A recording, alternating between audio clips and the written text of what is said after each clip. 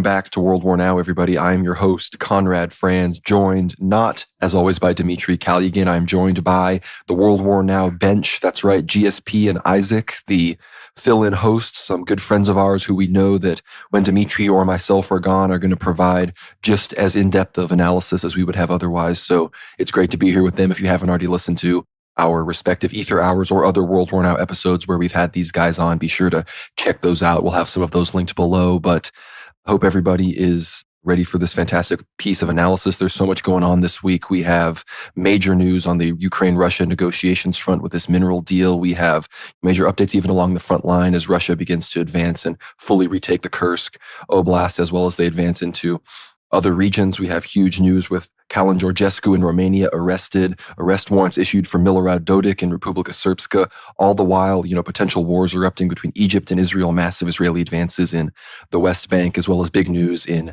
Syria and the rest of the Levant. We also are going to be discussing the huge advances of M23 in the Congo as the third African World War, as it were, continues to escalate, as well as some updates from the Far East with China, Taiwan, the recent drills off the coast of Australia, and then, of course, some of the things going on domestically with Trump's tariffs, potential issues with Greenland, some of these Epstein things. And then, obviously, we're going to talk about some church news, but big things happening all over. Of course, the PKK, potentially disbanding as their leader calls for that as well. But with all of that, we're probably going to start in Ukraine with this mineral deal. But before we get into that, I'll ask you guys, how are you doing? How it goes at GSP?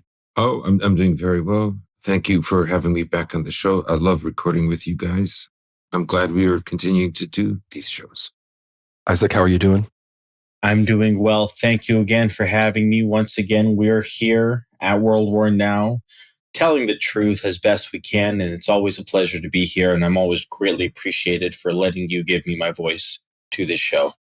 No, it's great to have you guys on. And I know, Dmitry and I, we've got the Westerner, Slav kind of dynamic. But when we get you guys on, we've got me, the American, we've got GSP, the Slav, and Isaac, representing the Arab world, which right now that's kind of what we're focusing on with, the American empire, the Russia-Ukraine war, and the Balkans today as well. And of course, what's going on in the Levant. So I couldn't think of a better panel to have, but I think we got to hop right into what's going on with Russia and Ukraine. Of course, last episode, we're hot off the presses from Trump's, explosive comments towards Zelensky, calling him a dictator and all of that, which Trump appears to be walking back. He was questioned about that, and he was like, did I say that? And now he's saying all these nice things about Zelensky. And of course, this comes in the midst of this very rough early draft of this mineral deal thing, which, again, doesn't even appear to be a comprehensive deal.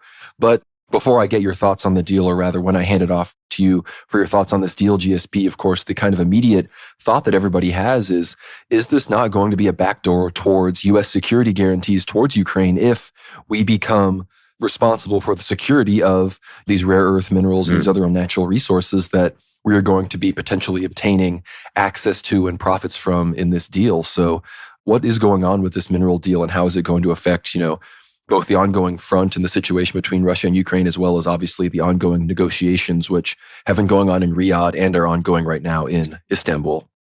Well, I have a lot of things to say about this mineral deal. Of course, it's much bigger than just the minerals or the rare earths. Trump kind of escalated the deal. That is, prior to the deal that we know now, the deal was just going to be about mining, rare earths, etc. But then when Zelensky refused the first offer, Trump came back and said, well, actually, all your ports as well. So, that would include Odessa, but it would include all kinds of other industries and things that Ukraine does to make money. BP already signed contracts with Ukraine, like literally weeks or months after Maidan in 2014. And the other thing to keep in mind is that Zelensky made this offer in 2024, but it was brushed aside and no one ever paid attention to it from that point on. And maybe the best theory that I've heard, now I've watched 2 or 3 shows that are very different from one another, but geopolitical shows nonetheless.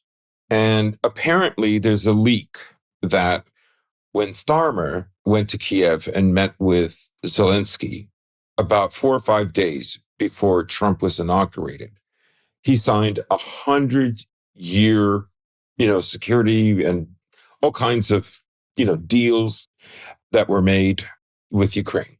right? And 100 years of support. You would have to presume that deals are factored into that, right? So this basic idea, this leak that various channels are talking about, left and right, libertarian and otherwise, are saying that Britain took up this deal that was initially brushed aside when basically before Kamala lost the election. Okay. And this kind of explains why Trump used the rhetoric that he did. So let me get into the weeds of it, if you'll let me.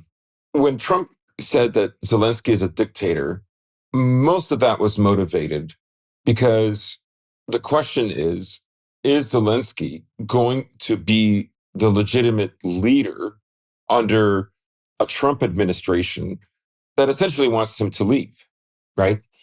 If you're talking about Trump before the inauguration, and it's still ostensibly a Kamala Harris government, and Starmer has made this deal. Remember also that the French had a deal with the Australians for submarines a few years ago, and the Americans went in and said, "No, you're going to cancel all of that. You're going to buy our submarines." So this isn't something that's out of the ordinary for Americans. So I would say that this is believable, right? So Biden's team rejects this deal. Starmer pounces on it in January. Probably something was signed over. Some kind of an agreement was made official that we're not privy to right now. And we probably never will be. And then when Trump gets in office, right, he's delegitimizing him because one of the things that the Russians sort of played in their strategy in Riyadh during the first meeting was to appeal to Trump's kind of view of America and his view for the future, which is which is centric, within finance and economies and money going in instead of going out. And so so I think that is where the idea might have been floated around. And, Trump decides somewhere along the way, Trump found out that there was probably Starmer's attempts to go for the rare earths. Like I said, BP already has, it's not just BlackRock, all kinds of Western companies wanted to invest in Ukraine. And many of them, of course, have been waiting for over 10 years now. So I would say that Trump is motivated to tell him that he's a dictator because he's basically telling him you can't be president. And then very shortly after that, he says, okay, if you give Ukraine ascension into NATO, I'll leave. Fine, I'll go. You see what I mean? Like this scenario tends to explain the language that was used extremely well. It's just something, I think it's something to think about, right? Zelensky might be under the impression that the British are better partners, even if they're weaker. And he's counting on them being able to persuade the Americans, which is a long history of that. So my feeling is something like this probably took place. I can't prove it. I'll never be 100% certain. But I don't know. I tend to think it probably happened. I'm of the opinion personally that I'm not entirely sure what we're doing here because Trump is demanding control of minerals that are in already occupied Russian territory or in minerals in part of the Donbass that they claim. So then what? Are we going, like, are American troops going to go on the ground? How is Trump going to get access to those minerals? What if the Russians say no? There's no real forethought or no real, frankly, no real strategy behind any of this besides, frankly, a way to just keep the war going. And from the very beginning, I knew, even before the Trump administration, I think everyone said, this war will be fought to its conclusion. The Russians will ultimately decide the outcome of this war. It's as simple as that. The Americans can't really do much of anything. What I think Trump is going to end up doing is he's going to say, oh, we're going to keep funding the Ukrainians because they're going to pay us back in billions upon billions in minerals.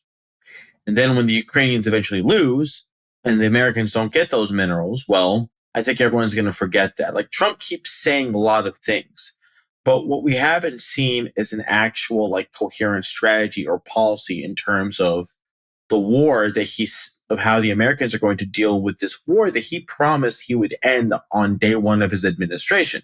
He promised he would technically end it before he even got inaugurated. Yeah. And here's the thing, not only has that not happened, he's saying that he's going to help the Ukrainians to fight on. And so I'm just not sure. I mean, honestly. But he also said that there are no more weapons going into Ukraine at the moment. You just don't know with him. You don't know. And that's the thing. I think, frankly, in many ways, what's happening is Trump is talking, but the neocons underneath him are working. Yeah, I mean, I think you could look at it this way. Trump is very eager to talk to the Russians. He could have decided to let go of this war. Obviously, he's under this impression that if he gets rid of the woke, then that means he's in, I don't know, it could feed his ego that he's in charge. He's persuaded them, and instead of their like playing him.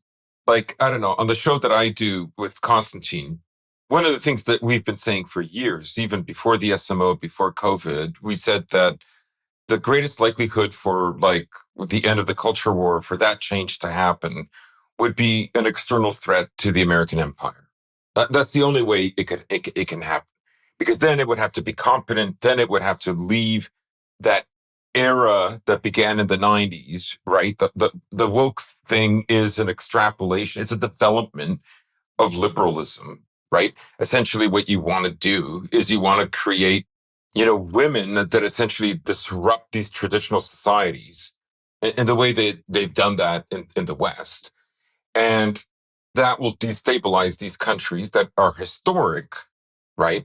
They're more interested in time rather than space, to sort of paraphrase Evola. But so I think I think putting the woke away is the strategy to be able to deal with new challenges. And Jake and I have always said that it will only go away once they perceive a significant threat going forward. So that has happened. And I think what the Russians are interested in is renewing dialogue. But I think, as I said, when they were in Riyadh, it probably wasn't clear what they want. They're going to tell Trump things he wants to hear, right? But it's a stalling tactic. I think it's a stalling tactic, because I agree with you, Isaac, that this is very incoherent. You're getting lots of mixed messages all the time, right? But you don't see the Russians really ruffled, except when Trump said, yeah, we're going to have troops in Ukraine, but Putin won't mind. And then Lavrov the same day made an announcement, we're not tolerating any foreign troops. And you even have the Chinese saying, well, we might send some troops to Ukraine. And Shoigu today landed in Beijing. So that's a red line for the Russians. I mean, and the thing I heard today for the first time is that if it falls apart, then, maybe America will just leave it, right? This wouldn't be a comparable one-to-one example, but remember when Trump wanted to make a deal with Kim Jong-un, he was calling him Rocket Man, and the deal was almost made, and Bolton talked him out of it. There's probably someone who can talk him out of this as well. Maybe. Possibly. What I think really has happened, I agree with you. I think that on the Russian side, the Russians learned the hard way, frankly, that the Americans weren't serious. The tearing up of the INF Treaty, Trump arming the Ukrainians with weapons Obama wouldn't give them throughout from 2017 all the way till the end of his administration. I think it's incredibly obvious in many ways that Putin knows that you can't trust Trump. He's just not a reliable actor. He's not a reliable actor when it comes to foreign policy. He himself doesn't seem to understand what's going on half the time. And not just that, the people under him are undermining anything that he tries to do. So I think the Russians are using diplomacy and talks as a stalling tactic. The war will be fought to its conclusion. I think that's ultimately the take here. The war will be fought to its conclusion. The Americans are not going to send troops to the Ukraine. I really don't think that's going to happen. I think that would be seen as an immense betrayal to the American public. The Russians won't tolerate it, and the Chinese won't tolerate it, especially with the statements of Lavrov. No, I think you're completely right. And again, going with what Lavrov said in Qatar, going off of trying to piece together Trump's comments, and then going off of what's been said at this latest summit with Keir Starmer and Donald Trump. Of course, Trump was making these strange comments that, the U.S. may not send troops, but the U.K. and France might. And if they come under fire, the U.S. will always stand with the U.K. So he's almost saying in this weirdly roundabout, evasive way that there are backdoor openings towards things akin to Ukraine triggering something like NATO Article 5, whether that means Ukraine actually joins NATO or not. But let's kind of game this out for a little bit regarding this mineral treaty, regarding the potential of what could be happening here from the best case scenario, trying to steelman what Trump is doing from a, America first perspective, even potentially a pro-Russia perspective, is, he plans to not help, but watch, regime change be facilitated in Ukraine to where a pro-Russian would be installed as the president, and then collaboration between Russian and Ukrainian officials could resume, and then some sort of mineral deal would be drawn up. Because in the midst of all of this, Trump's talking about new business opportunities with the Russians. Putin is referring to America in a much more, kind way, diplomatic way in some of these talks.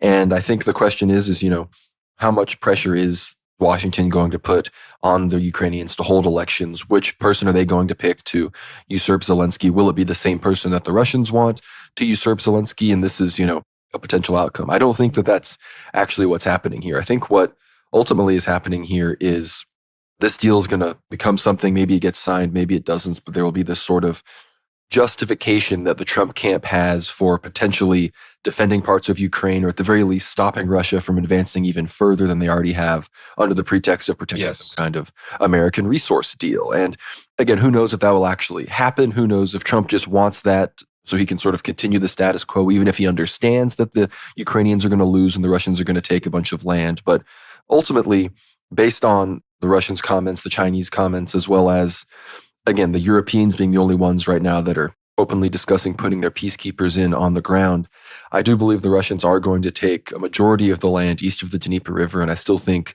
the Black Sea coast is very much on the table. But when it comes to what you guys have said about the stalling tactics and negotiations, I think that's exactly what any form of negotiations will be, just stalling tactics, at the very least, until Zaporozhye and Kherson are fully liberated, almost to the level of Donetsk and Luhansk. Because, again, I know it's sort of a tired point, but Putin, he's a lawyer. There's not going to be any giving up of any current territory that's recognized as part of Russia by the Russian constitution. And I think when it comes to the situation in Kursk right now, we're going to also see, once that's actually wrapped up, we're going to see some new calls within Russia to push deeper into Chernigov, Sumy, Dnipropetrovsk, and these other places. Oh, definitely. There has to be a bigger buffer zone between these cities and these places and, Ukrainian firepower. And if there are, UK troops, French troops on the ground, they're going to have to make sure that they are much, much farther away from the Russian border than they currently are. But I guess GSP, just now, we're 20 minutes in now. I was going to ask you, as far as the situation on the ground currently goes, what is going on in Kursk, and how are the Russians faring in all of these general directions as far as, the Donetsk, Zaporozhye, Kherson fronts go right now? Sure, I'd be happy to give you a rundown. I just wanted to say one small thing. When Putin says, well, we can work together on these minerals. You can mine. We can give you the rights. Is it Exxon? I forget which American oil company is courting the Russians, or the Russians are courting them to begin Arctic exploration. Him saying that is basically saying, well, if I give you the rights to dig here, then you don't need an army. We'll protect you. That's what we do with, what is it, the IEEA, the people who come and inspect the Zaporozhye nuclear power plant. We take care of them. We can take care of you. You just have to be careful about the Ukrainians, not us, right? These talks have given Russia the talking points coming out of the US president that they've wanted for a long time. When you hear liberals losing their minds, listen, I don't have great faith in Putin. Don't get me wrong. I think he can be an incredibly naive man. This war should never have happened if he wasn't so naive to begin with. Maybe it's a mixture of naivete and weakness, things that, we're not aware of. Whatever the case is, I don't have enormous faith in him. But I would say that at this point in time, it's a stalling tactic, and those talking points are very, very important, and they've got them. And if Trump contradicts himself, then they've got them again. So either way, it's a win-win, no matter what direction Trump goes. It's a kind of a checkmate. But yes, the war front. So we can start out with Kursk. I was listening to the show that you guys recorded a few days ago, and Jake and I recorded a show yesterday. So yeah, most of the really heavy fighting right now is in Kursk and Donetsk.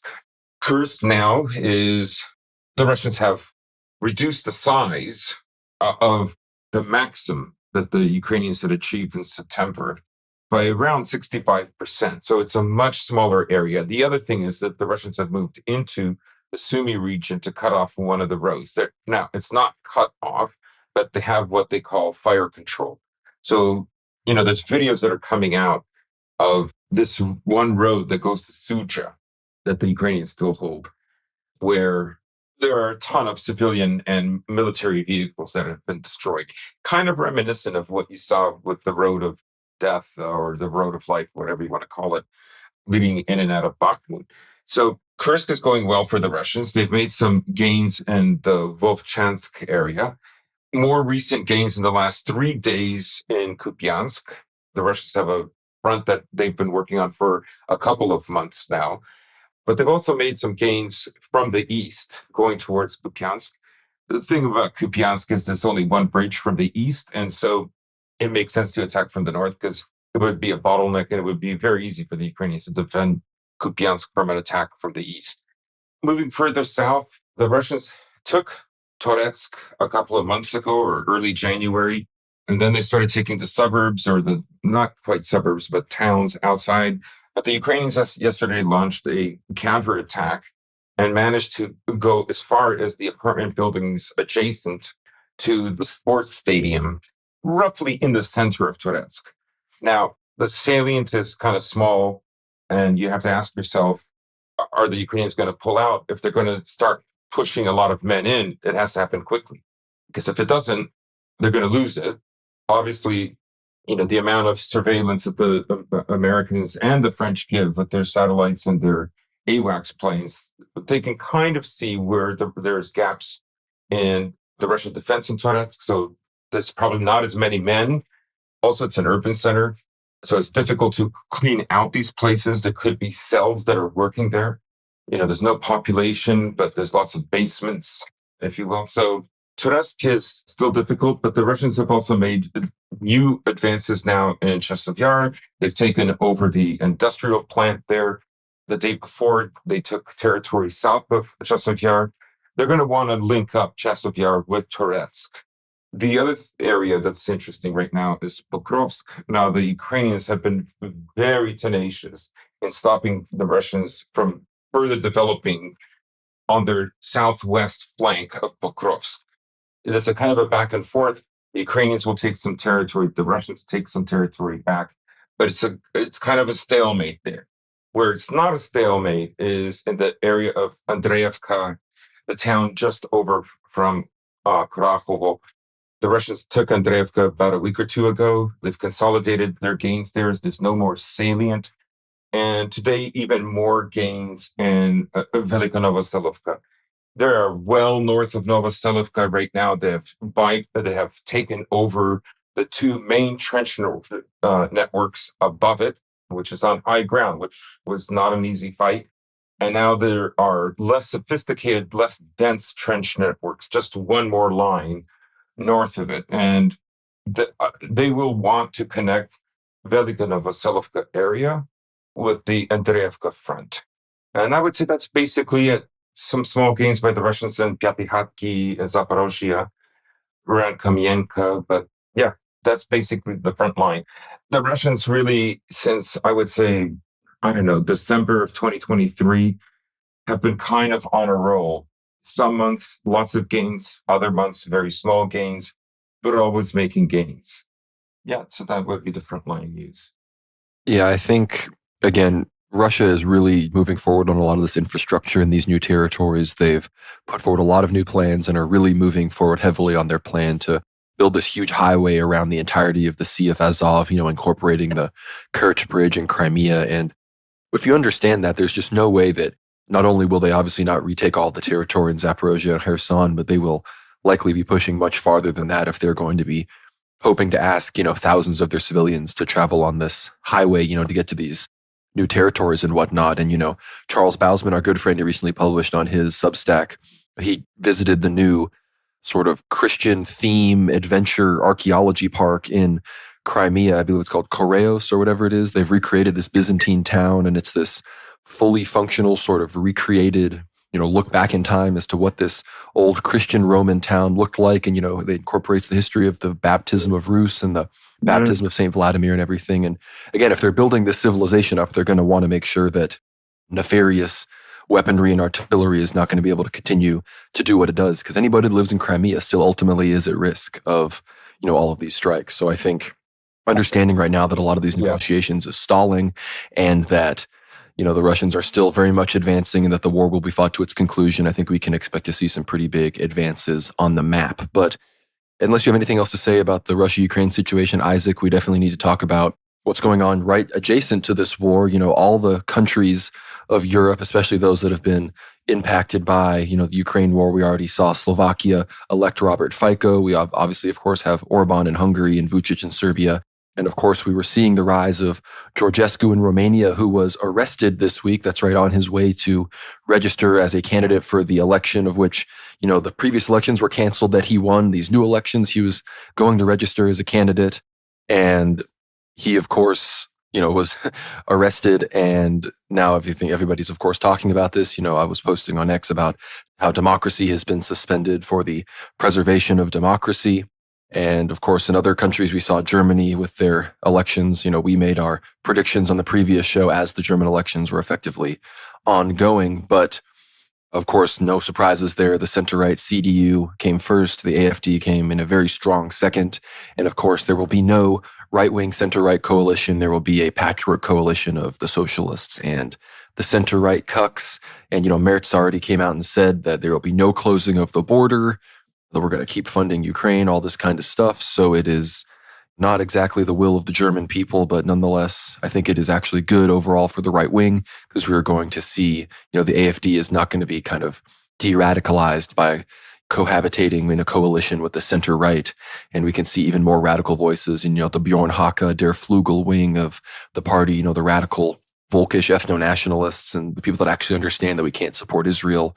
And, the people that aren't lesbians in the AfD, they will perhaps rise to the fore. And by the time the elections, another 4 or 5 years from now come about, it will be a full, real right-wing party. Unfortunately, France obviously has a better chance of returning to, a right-wing presidency than that. But National Rally has already been forced to disavow the AfD, or rather, I don't think they were forced to. I think they just didn't. I don't think they actually had to do that, but they did. But regardless, I would love to get y'all's thoughts on the current situation in the EU, of course, with the arrest of Georgescu, the German elections, and of course, our good friend Milorad Dodik. A warrant is out for his arrest. He has been, condemned and, sentenced to a year in prison for obviously all of his actions against the central government in Bosnia and Herzegovina. And of course, Dodik met with Vucic recently, and of course, the threat on the table is for a secession vote. And again, at this point, the government of Bosnia and Herzegovina as a centralized state in general pretty much is non-existent, because the court of Republika Srpska, the parliament of Republika Srpska, basically said they no longer recognize the central authority in Sarajevo. But I know that's a big, broad, sweeping thing, but I would love to get your guys' perspective on everything going on around the Russia-Ukraine conflict in the Balkans and the rest of Europe regarding some of these political figures and their, arrest and, or rather resistance to arrest. I just want to say real quick, in terms of the Russia-Ukraine conflict, my understanding is that Elon Musk plans on disabling Starlink for Ukraine on March 1st. When this happens, I expect Ukrainian command and control to basically collapse, and the big arrow chads might be back, as it were. So I just wanted to say that, if it's true and if it happens. But in terms of what's going on in Europe, I was thinking about it earlier today, and I think what we're seeing is that it's not that democracy died in Europe, really, but rather the old monarchies in their own strange way have come back. We don't really have democracy. What we have is just dynastic rule but instead of through filial bloodlines, it's through ideological bloodlines, as it were. Of course, with the Israelis and the Americans being involved. These people are all neoliberals, are all globalists, and they all have a shared interest in maintaining their power. It's why someone tried to kill Robert Fico. It's why Georgescu is being arrested. It's part of also why Dodik there's threat of him being arrested, especially over, Republika Srpska possibly seceding. I don't really particularly trust Vucic to do what's right. My understanding, especially with Serbian friends I have on the ground in Belgrade, is that ultimately, like, he's like the Serbian Boris Yeltsin, right? And this is not someone that we can like trust to do what's right in many ways. Frankly, he's in bed with Serbian crime families, and I mean, I hope Vucic does what's right, but I mean, I don't know. I'm not sure that Vucic is the man to answer the call for Serbia and for Republika Srpska, though I pray that I'm wrong, especially with just the serious corruption problems. I mean, the people en masse are protesting against the government for a reason, and they're not waving EU flags, and they're not waving really all these global homo flags. They're waving Serbian flags. They've got crosses. They've got, you know, traditional Serbian Orthodox flags and banners, because because the Serbian people are nationalistic at heart in many ways. So we'll see what happens with that. I think that's really the take. In terms of Germany, I hope that the Flugel is able to push its way through to dominate the AfD. But Elon Musk has been pushing AfD. And with Elon Musk pushing AfD, I'm not particularly, I'm bearish on AfD. I think that it's not that just that Elon pushed AfD. My understanding is that Elon spent a lot of money on getting on creating an image of AfD both within Germany and without, paying journalists in Germany and engaging in all sorts of just sort of like a PR media, almost like election thing on trying to get AfD elected. And if Elon is interested and invested, then I think we can all safely say this, whatever comes out of this government, right? If AfD is involved, it's not going to be like, lay-based right wing that everyone wants. I think what we're going to get are lesbians married to Indians talking about, I don't know, talking about getting rid of wokeness while letting in another 10 trillion Turks. You mentioned Elon Musk support. Ironically, I think the reason that Der Linke did so well is because of Elon Musk. He came in and it sort of reinvigorated this kind of basic American level right versus left. So ironically, I think that if Elon hadn't intervened, AfD might have gotten 1 or 2 more points, because the sort of reactionary left that are super into all the wokeness. I mean, Die Linke, if you've seen their, their speaking events, none of the people are white. They're all in wheelchairs or looking like total freaks. So ironically, I think they did a little bit better because of the Elon injection. But you're right. Obviously, if Elon is actually financially supporting the AfD, then it's going to be, Alice Weidel, it's going to be all about how AfD is a capitalist party, not as much about how it's a nationalist party, which is what everybody who supports the AfD is actually, of course, voting for. But GSP, I'd love your thoughts on Georgescu's arrest, of course, and obviously what's going on in the Balkans. Sure. What I'll say about the recent German elections, of course, I concur with you guys. The main issue right now is immigration. And of course, one of the reasons, what is her name? How do you pronounce it again? The leader of the AfD, Weidel? Yeah, I think it's Alice Weidel or Weidel. Yeah. You see the salon, right? Right-wing parties in the West that have a female leader. So they don't, so they don't scare the normies. And she's kind of perfect for that. But ultimately, the big issue in Germany is immigration, with many, particularly those in what used to be East Germany, much more so than West Germany. So you can look at it as kind of a step in the right direction, but it's just going to be the status quo. Germany's new chancellor, of course, he's Mars. I think he was a lawyer for BlackRock. He made a lot of money. He's a very wealthy guy. Waddell is also very wealthy. She worked for a Chinese bank. She lived in China for several years. But in any case, for now, it's a wash, but maybe a step in the right direction. I think when you look at Dodik and you look at Georgescu and you look at, what's her name? Sarah Wageningen? Like, she basically, she left Die Linke. She formed the slightly less libtarded, anti-migrant left-wing party. But I think there was rigging there, because she could have gotten the 5%. In any case, all this rigging, all this delegitimizing of the vote, let's say in Romania, the arrest on Dodik, the potential arrest on Dodik, and then the actual arrest on Georgescu. I mean, that's basically the division in the West right now. This is the EU asserting itself in its own space. I think when you look at the fact that Musk, I'm sure, thought like he was doing the right thing. He was going to get Germans excited by pushing the ADF, by having that interview with Weidel, and also him pushing Nigel Farage. He imagines that if there could be a right-wing populist movement to go in step with what has happened in the States, then that would push Europe in the direction that Trump's administration would like to see them go, right?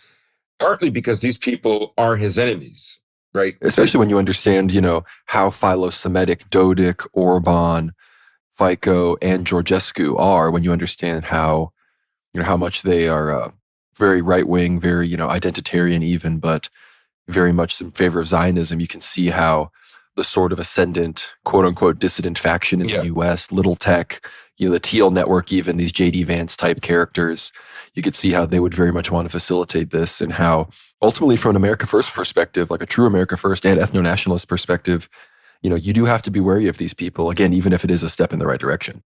Absolutely. I think that's a very valid point. It is the case now that, and we've seen this development for the last 10 years, that any right-wing movement has to appease Jewish interests, Israeli interests, right? And you're even seeing these attempts on social media with influencers, suggesting that, oh no, Israel is based. They're whites. They're like us, and they hate Muzzies and brown people just like you do. I mean, this is obvious, right? It's going to be a long-term strategy, and eventually, who knows what's going to happen? But that, you're going to have a politician who isn't like that. But I think the West is absolutely captured. And I don't know if we're going to see a massive change in the near future. Like you say, you have to be careful even when the steps are going in the right direction. So that's what I think is really happening here. They're asserting themselves. If Trump is indeed withholding some aid and weapons to Ukraine, well, then they're going to fire back and try to stop these populist movements, because for them, they still see, as far as they're concerned, they are also, to a degree, Zionists and look after Jewish interests. Both sides do. But I would say the left, the liberal side of EU politics, looks at populist movements as definitely dangerous, because there's constituencies, do have nationalist elements. Of course they do, right? And natalist elements. And that's what terrifies them the most, that they could lose control. And so there's a kind of a courting. You've seen it already happen in the US. They're attempting this synthesis of right-wing, anti-woke, both Jewish and American. That's what we're seeing play out here. But obviously Trump's administration wants to go in a direction that is scaring, let's say, we'll call them the European Democrats, or the Team Biden that is left over. Your Olaf Scholzes, your Macrons, your Maya Sandus, these type of characters. But yeah, that's a completely accurate. I think we're witnessing a European technocrat versus US, again, the Little Tech, J.D. Vance, Peter Thiel, Donald Trump, Avatar sort of faction. But before we move on, of course, to the Levant, I want to circle back to, just relating everything you just said, GSP, to these negotiations. And I think what you pointed out about, this sort of painting of Israel and Zionism as this kind of equally identitarian, adjacent to European sort of identitarian struggle that right-wing people can identify with, white people even can identify with. I think tying this into the ongoing negotiations, of course, there are these Istanbul negotiations now at the Russian consulate there in Turkey with the U.S. representatives. And I think trying to cleave Russia away from its new friends in the East, China and Iran, fits really well with this narrative. We know that of Russia, Iran, and China, Russia does ultimately have the closest ties to Israel due to its history in the Soviet Union and the Jewish populations that have transferred there. So, both of you can comment on this because we're about to move to Syria, Egypt, and the Levant as well. But what do you see as the future of these negotiations, as the U.S., I think, is very clearly if they're not going to go to war with Russia, if that's not in the back pocket, then they're definitely trying to cleave Russia away from Iran and China, make sure that when we go to war for Israel, Russia is not there to back up the axis of resistance, those that would fight against the US's support for Israel. And again, understanding Turkey, understanding, how Trump wants to increase each European state's NATO funding. There are all sorts of ways we could game this out. What if there's a future where the US leaves NATO? Turkey would feel very confident invading its NATO member Greece, feeling confident they could go up against, Europe on its own if the US isn't in NATO anymore. Let's say Turkey gets kicked out of NATO. Let's say Russia gets brought into some crazy alliance. Again, not into NATO, but something that would pit them, on the side of certain US interests. I mean, look at Libya right now. The US and Russia are doing joint flyovers in Libya because they both support Haftar's government against the Turkish-backed Tripoli government. There's all sorts of ways you could look at, these factions on the ground and where they might line up. But GSP, I'd love to hear your thoughts on potentially how this could play out in a way that not a lot of people are anticipating right now because alliances could shift very quickly. Obviously, there's a ton of nuance and it's very complex. But Russia is not under the same kind of Jewish power that the US and the West is. If it were, it would not host Hamas or Hezbollah. It would not host Islamic Jihad, which is another Palestinian group. It would certainly be giving money to Israel. It would not be giving money to Iran and tech and making arms deals. In June 2012, Russia took over the printing of Syrian money, which previously was always printed in Austria by not the central bank of Austria, but a subsidiary of it. So those are things that are verboten. No Western country would ever do something like that. Ultimately, Russia understands it can never fully be brought into the European fold unless it's broken. And I think Russia to betray all the partners that it has made now would be devastating. And ultimately, America's not in a strong position now to woo them over. Yeah, inflation is a little higher now this year than the previous year, but we're not seeing the kind of help from China that could happen if the war continues and escalation also continues.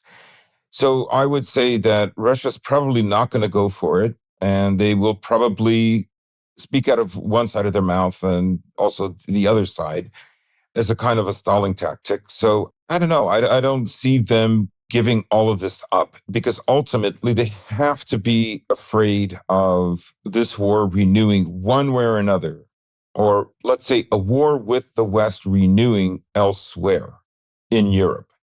Now, it could be something over Kaliningrad. It could be something in the Baltic Sea, for instance. Especially this year and last year, all kinds of things have been going on there with like cables that there's no evidence, but they're claiming the Russians were responsible for these cables being damaged. So I don't know how Trump is going to pry Russia away.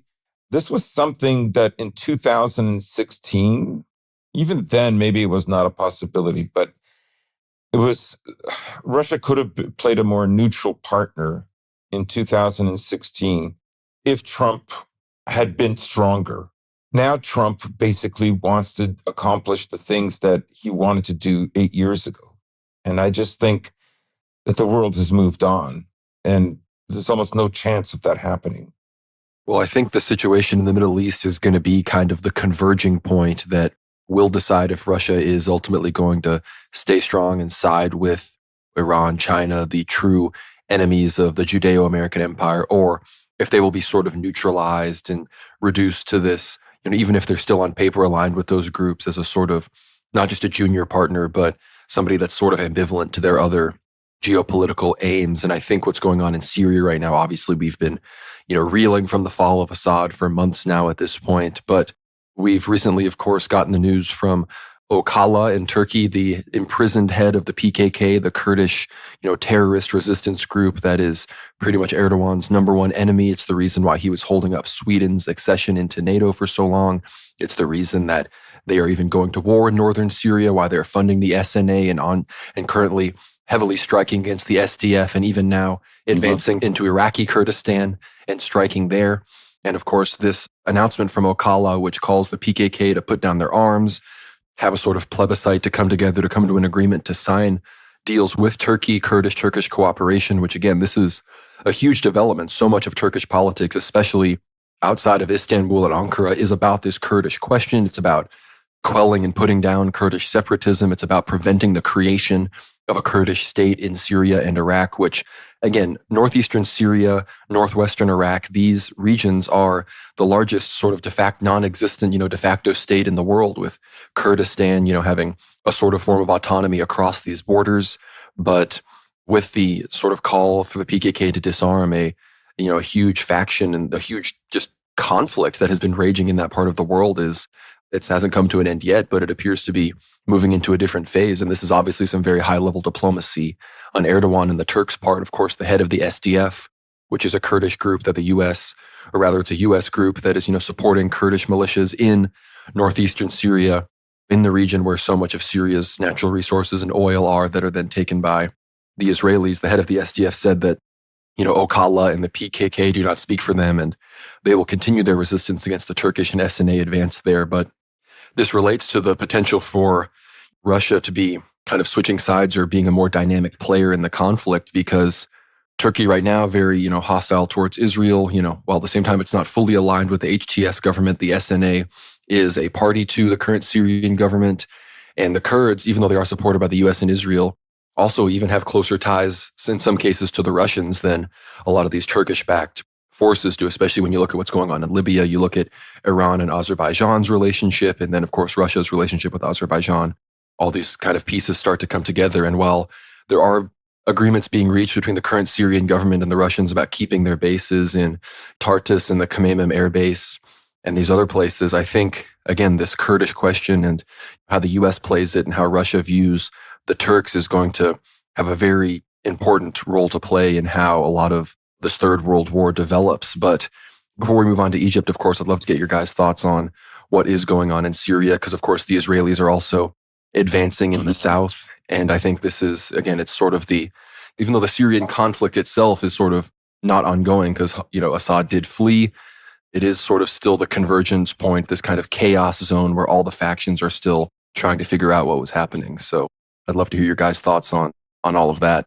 Well, I'd start off by saying that what has happened and what's happening right now is essentially the beginnings of Sykes-Picot 2. The Israelis and the Turks and the Americans ultimately, alongside the Gulf Arabs, but those first three in particular, are essentially they've already decided how they want to divide up Syria. There's talk of basically, it's not even talk, it's just the reality is that the Israelis have invaded southern Syria, and they're going to probably annex the three southernmost governorates of Syria that border Israel and put the Druze in a situation where they'll have no choice but to ally with the Israelis, because HTS does not like them because they're Druze and HTS are, Salafists. And they don't really have much in terms of arms. So now the only people that will possibly help them are the Israelis, who they don't really like, but what choice might they have? Now, these three governorates, there's talk of connecting them with a corridor supposed to be called, quote unquote, David's Corridor. It's all the way up north to northeastern Turkey, where the Kurds are. Now, the Kurds and the Israelis and the Americans have a very close relationship, as we know, with the SDF. And the ultimate point of all of this is to build an oil pipeline from northeastern Turkey all the way down to from northeastern Syria all the way down to southern Syria, that will likely connect to Haifa and will ship oil all across the eastern Mediterranean. And this is literally the same reason why and how the borders of Iraq and Jordan were created post-1919. It was to safeguard the oil pipeline that the British had built from Baghdad, eventually to hit Haifa. It's frankly just humiliating as an Arab to watch this, especially watching so many Arabs celebrate the fall of Bashar al-Assad, the last true sovereign, independent Arab leader in the world, honestly, besides the Houthis, besides Ansar Allah, which, controls Yemen. And I feel like I might as well go back in time to 1919 and watch the British and the French divide up the Middle East, and betray the Arabs who were promised an independent nation midst of the mandate. But this time around, there was no excuse. There was no excuse for it. It was very obvious and clear from the beginning what happened. And all these people, they sold their dignity and they sold their pride and they sold their sovereignty as people of the Levant for nothing, and they betrayed themselves for nothing. The Kurds are going to be funded in the Northeast so long as they're useful, and they're going to remain useful. The Turks may not like the Kurds there, but the Israelis like the Kurds there. And I think in many ways, at some point, the Turks will have to tolerate the Kurds in the Northeast, because the SDF is frankly doing very well against the Turkish army. I'm going to be quite frank. I am not particularly impressed with the Turkish army.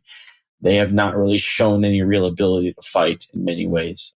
I've seen the PKK hand them their asses.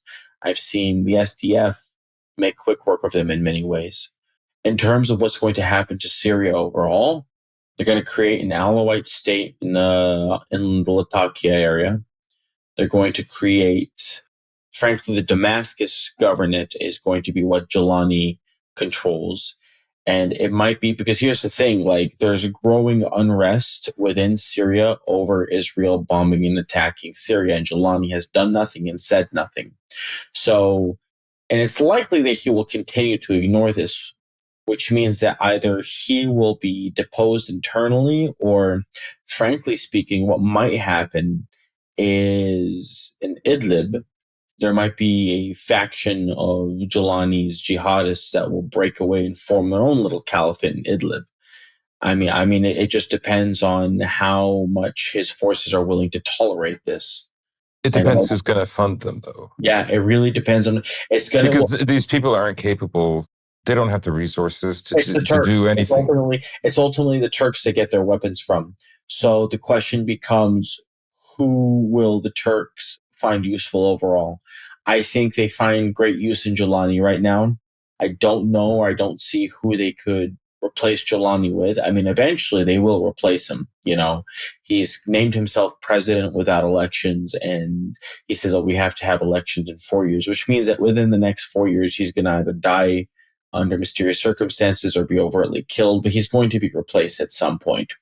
The question is, will the Turks find someone more useful to replace him, or will they just fund a different group to control the Idlib governorate and just let Jelani stew in Damascus? The Americans funded $50 billion to roughly 10% of the Syrian population. That's 5 million people, $50 billion, right? Because they wouldn't give any of that money to all the people in Syria, just the Kurds and the head choppers in Idlib. And, eventually even ISIS would find ways to get the money.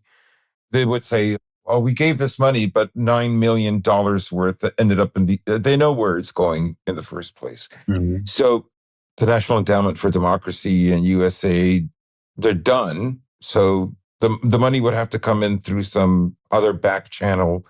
I guess what I'm getting at is, will there be the kind of money that was invested in Syria that there was previously? Yeah, sure, Turkey can provide the weapons, but essentially America funded these guys. Qatar did too, but nobody funded them as well as the Americans did. It'll be the Qataris and the Turks, but primarily the Qataris that will provide them with the money while the Turks provide them with the weapons.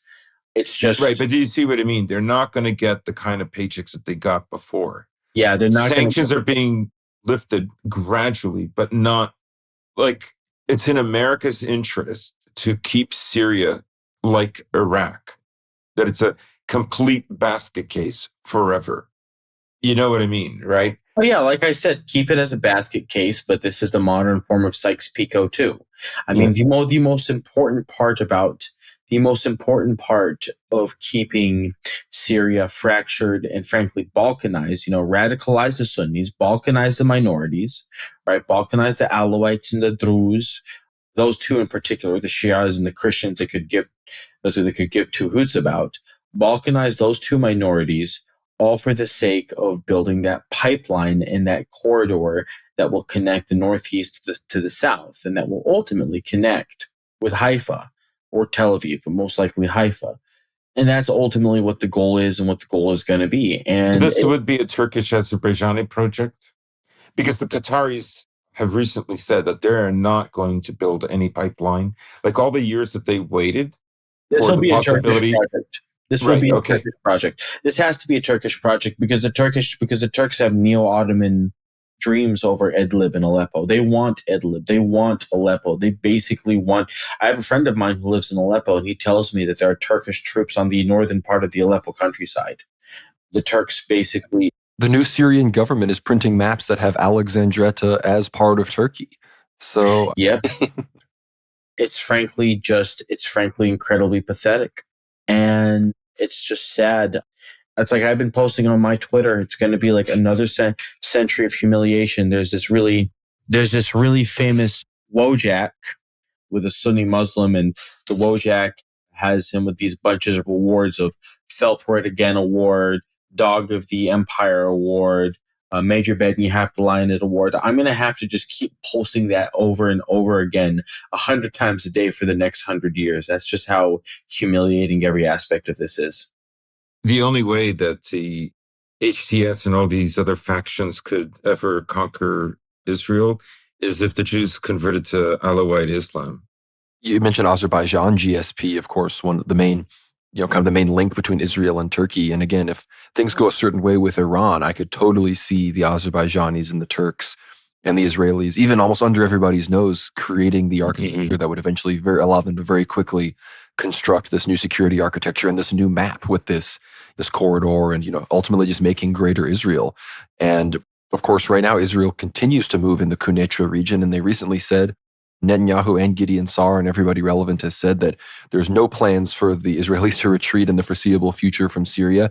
They did mostly pull out of Lebanon, which they still have a small lingering few soldiers, but they are generally pulling out there. But I think that's because they're seeing the success they're having in Syria, and they realize they're going to have a much easier time annexing and creating these buffer zones in Syria, in the Quneitra province, outside of the Golan Heights, than they are fighting in Lebanon and, potentially unifying the Lebanese people against them, which right now the Lebanese are very divided, the Maronites versus the Shia-friendly clans versus, of course, the Sunni, head choppers that, are obviously empowered because of what's going on in Syria. I think Israel realized they were going to have a better chance of annexing territory in Syria.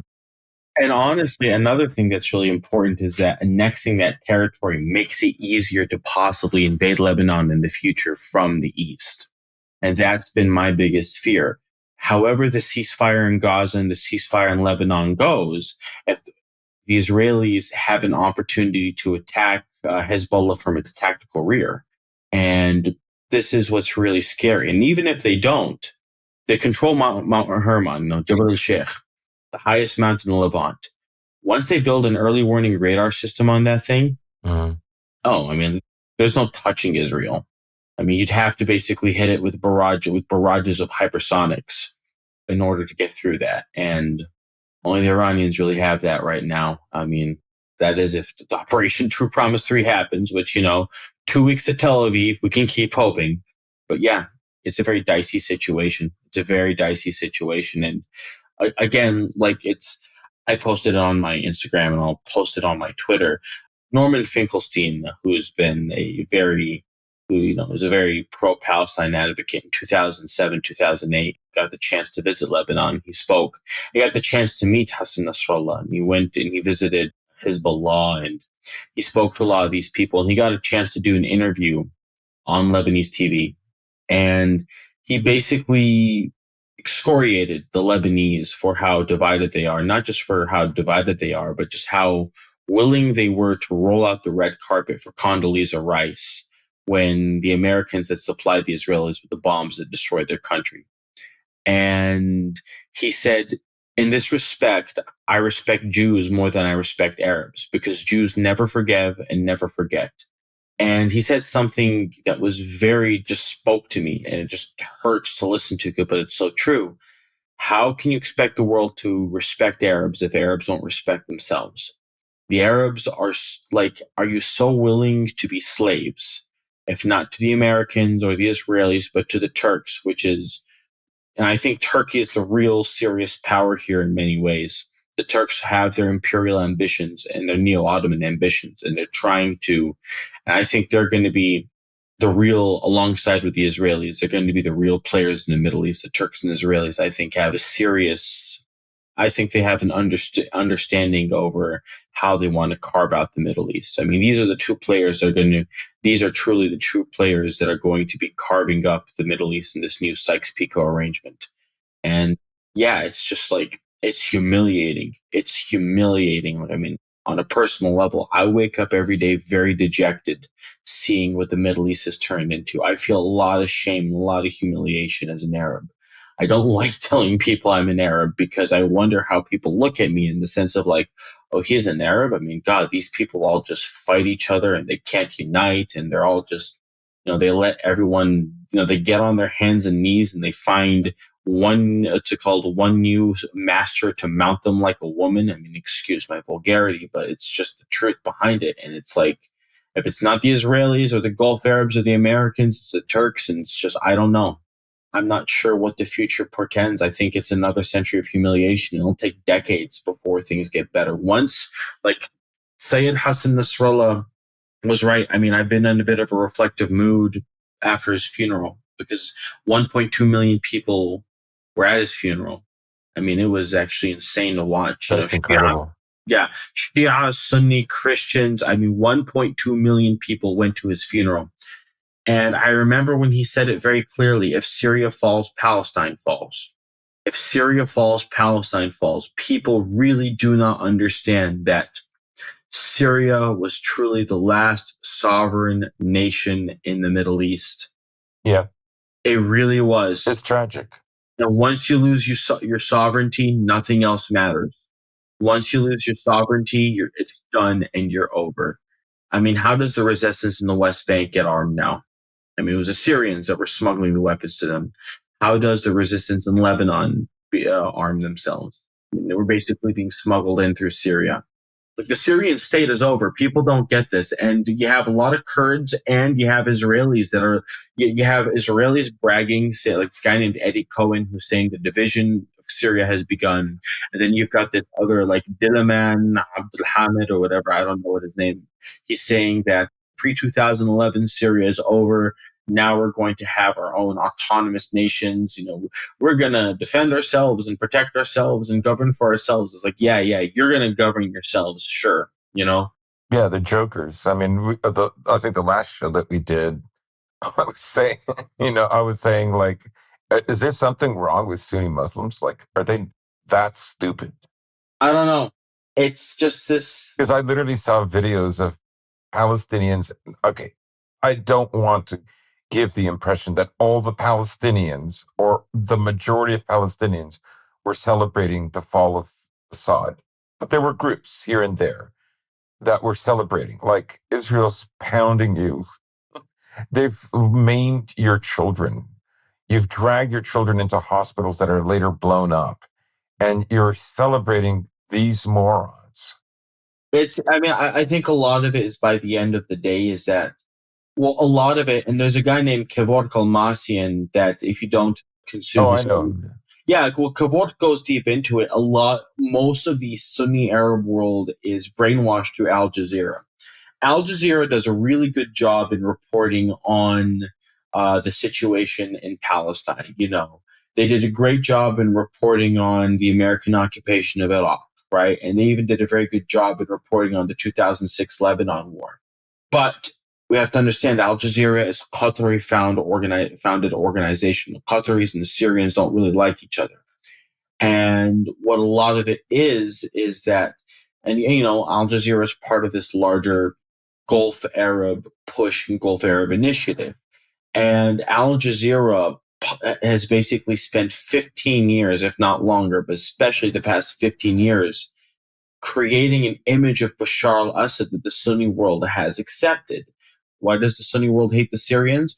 Well, Al Jazeera tells your average Sunni Muslim that Bashar al-Assad is literally, Alawite Hitler who killed 6 million Sunnis in the Assad cause, right? I mean, seriously. I mean, I've seen. I remember when the war broke out, I mean, because my mom had like this Arabic satellite that got like a bunch of Arab channels, and I would watch Al Jazeera in Arabic. Well, not just in Arabic, like the Al Jazeera English would say the same thing, right? But you watch it in Arabic, but it's much more clear. There's a lot of like not even necessarily pro Assad, but not pro HTS voices that Al Jazeera would not host. There's this very famous Iranian pundit, Mohandas Marandi. Al Jazeera interviewed him, but they wouldn't post the interview. Kevork Almasian and a couple others had tried writing articles on Syria and places like Democracy Now! And for places like Middle East Eye, telling the truth about HTS, but these organizations, also Democracy Now! And Middle East Eye are owned by Jews. That's a little interesting tidbit, coincidental tidbit, but they wouldn't air these pieces. There's been if it's not the Duran, in terms of the quote unquote alternative media, the only two media outlets besides Kevork and Syrian Girl and DD Politics and all this, the bigger ones that have been talking about the fall of Syria and the impact that it's had, and the American and Israeli involvement in the dirty war that they fought in Syria has been the Duran and the Gray Zone. And I think and World War Now, of course, we can't forget World War Now, the latest upcoming truly independent alternative media source. World War Now, funded by its patrons and, blessed by hierarchy. We love World War Now, doing the Lord's work. But being serious, I mean, that's what a lot of it is. Because you already had a lot of sectarian tensions from several decades worth of war. If it wasn't the Iran-Iraq war, you had the Lebanese Civil War, you have the Muslim Brotherhood that spent decades trying to get its hands on Syria, and now it has. And groups like Al Jazeera, media organizations like Al Jazeera know how to dig into the mind of the average Sunni Arab and shape a narrative that they'll understand. I mean, my mother's a Muslim, and the way and when I ask her about Syria and Assad, she's like, "Oh yeah, yes, Hawk. Isn't it good that Al-Assad is gone now? Everyone can be free. Al-Assad, he killed so many Sunnis. Ya haram, right?" But when I tell her about how HTS, killed and expelled the Christians from Idlib and how they've been treating, the non-Sunnis, I mean, she'll tell me she'd never heard of any of this. She doesn't know about any of it. Mm. And they don't report this. That's the thing. Arab media is really heavily controlled by the Gulf and especially Al Jazeera. And that's just what it is. And also it's just, I think, not to get too deep into the weeds of the larger Arab consciousness, legitimately speaking, the last time the Arabs as a whole were united as one people was 1915, 1916, during the first Arab revolt against the Turks. And in 1918, 1919, 1920, everyone had invested their hopes and their energies and their efforts into what was supposed to be the kingdom of Syria that we were promised, right? That the British promised us that if you fight against the Turks and when we win, you will be an independent country. And the Arabs believed this. Faisal, Emir Faisal believed this. But then, the British and the French said, Lamau, we're going to rule you instead. It really broke something in the Arabs broke, and it wasn't until Gamal Abdel Nasser in 1954. It wasn't until then that he tried to resurrect a united, a pan-Arab, Arab nationalist consciousness. And Abdel Nasser was a titan. He was Nasser was a titan, and he made multiple attempts. There were times when he made mistakes, and there were times when he bit off more than he could chew, but he made a lot of attempts to to create a united Arab world. And a lot of it was, frankly, some of it was his own mistakes. I mean, I'm not going to sit here and blame the West on everything. But, the Lebanese crisis of 1958, there was a serious attempt on trying to unite Lebanon and Syria as one nation. But Eisenhower literally invaded Lebanon, right, to prevent that from happening. And then, of course, the 67 war, which set Syria and Egypt back in many ways. And here's the thing, that was like the 67 war is what really broke the Arab nationalist spirit. It was such a humiliating defeat. It's a good transition to what's going on in Egypt right now, Yeah. which is, probably one of the biggest developments of another country around Gaza and around the West Bank, potentially moving laterally in this conflict. And, there's rumors of, 90 to 100,000 Egyptian troops amassing near the Sinai Peninsula. And of course, the question becomes, what will happen if Trump and his Kushnerite plan? We saw the Trump video posted on Truth Social of the weird Trump Gaza development thing with all these weird dancing Muslims and this huge golden Trump and very strange Antichrist energy type video, frankly. But if the Palestinians are expelled from the Gaza Strip into the Sinai Peninsula, Israel has yet to withdraw from the Philadelphia corridor. They have yet to withdraw from Rafah, which again, Egypt had requested. Obviously, Egypt is not really capable of enforcing most of its red lines, but the expulsion of the Palestinians seems to be one of those red lines. The question is there potential for an Egypt-Israel war? What would happen if that were to occur? Because obviously, Egypt's entire existence, their massive amounts of foreign aid they receive from the U.S. is all about preventing a Muslim Brotherhood-aligned government from arising. That's what General al-Sisi is all about.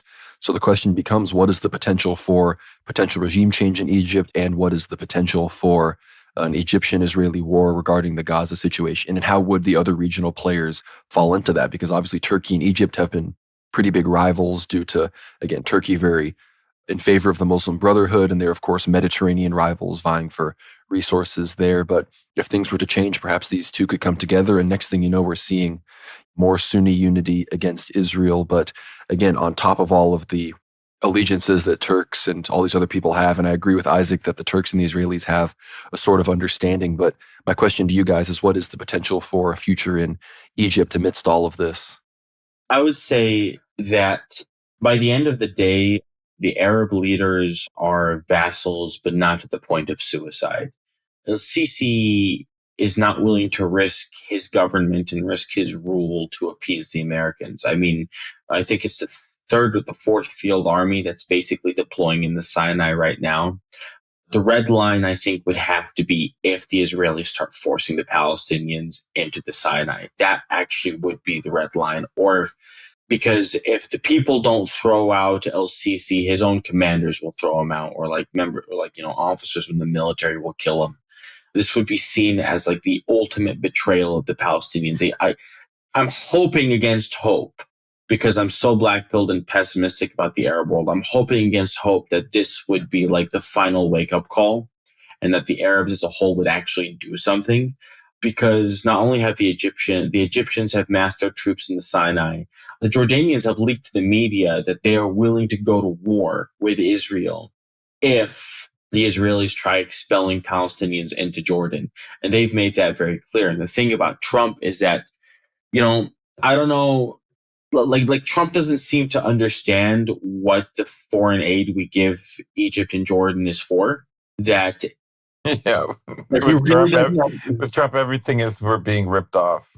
It's kind of like Europe. It's like the EU was created to rip off America. Well, no, not really, No. because the Americans wanted there to be an EU. Number two, Europe has been your forward base against Russia for nearly a century.